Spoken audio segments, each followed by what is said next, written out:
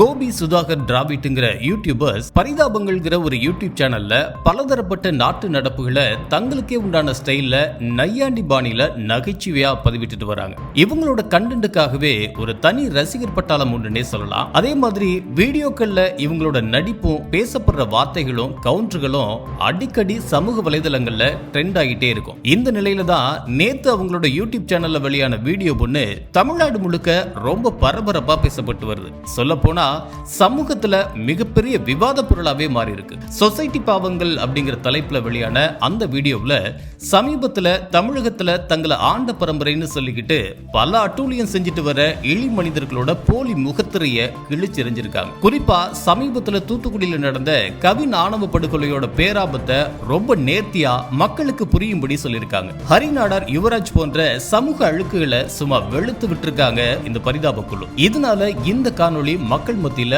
மிகப்பெரிய வரவேற்பு பெற்றிருக்கு. இதுக்கிடையில தான் தங்களை உயர் சாதின்னு மாத்தட்டி கொள்ற சில மனித மிருகங்கள் பரிதாபங்கள் குழுவை மிரட்டுவதா தகவல் வெளியாகிருக்கு. அதுக்கு பதிலடியா பொதுமக்கள் பல பேரும் கோபி சுதாகருக்கு சமூக வலைதளங்கள்ல தங்களோட ஆதரவு தெரிவிச்சிட்டு வராங்க.